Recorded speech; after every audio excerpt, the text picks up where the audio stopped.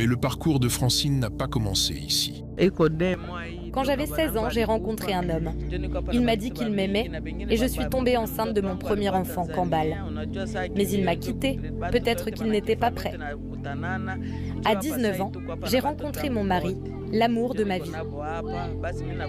Ensemble, nous avons eu 52 enfants. Malheureusement, mon mari est décédé il y a 2 mois. Si vous étiez venu plus tôt, vous auriez pu le rencontrer. C'était l'homme le plus incroyable et le plus fort que j'ai jamais connu. Oh non, quelle terrible nouvelle. Le père de cette famille extraordinaire n'est plus là. J'espérais le rencontrer, mais le destin en a décidé autrement. Mais Francine, comment avez-vous donné naissance à tous ces enfants?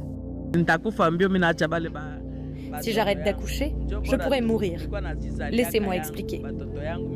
Je suis née avec une condition génétique appelée hyperovulation qui libère plus d'un ovule par cycle. Cela augmente significativement les chances d'avoir des jumeaux, des triplés, des quadruplés ou même des quintuplés. À mon 12e enfant, je suis allée voir un médecin. Il m'a dit que je devais continuer à accoucher pour réduire ma fertilité. Sinon, des tumeurs pourraient se former dans mes ovaires et me tuer rapidement. Alors, mon mari et moi avons continué à avoir des enfants pour sauver ma vie.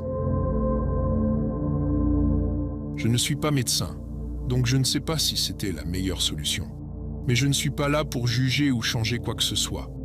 Elle a eu de la chance que cela ait fonctionné pour elle. Mais sérieusement, 53 enfants à 50 ans, comment est-ce possible? J'ai donné naissance à mes 53 enfants en seulement 17 grossesses. Voici comment. J'ai eu des quintuplés 2 fois, des quadruplés 3 fois, des triplés 4 fois, des jumeaux 5 fois et des naissances uniques 3 fois.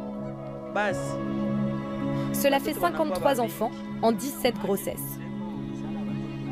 Et grâce à Dieu, tous mes enfants sont encore en vie. Oh, maintenant, tout s'explique. Mais Francine, une femme en Ouganda, affirme être la femme la plus fertile du monde. Pensez-vous que quelqu'un ait plus d'enfants que vous? Vous savez, dans ce pays, il y a beaucoup de choses incroyables que le monde ne connaît pas. Peut-être à cause des guerres sans fin ici. Les journalistes internationaux ne viennent pas raconter nos histoires. Quand on parle du Congo, c'est à propos de la guerre ou des minerais. Personne ne se soucie de raconter des histoires comme la mienne. C'est pourquoi je suis restée inconnue si longtemps.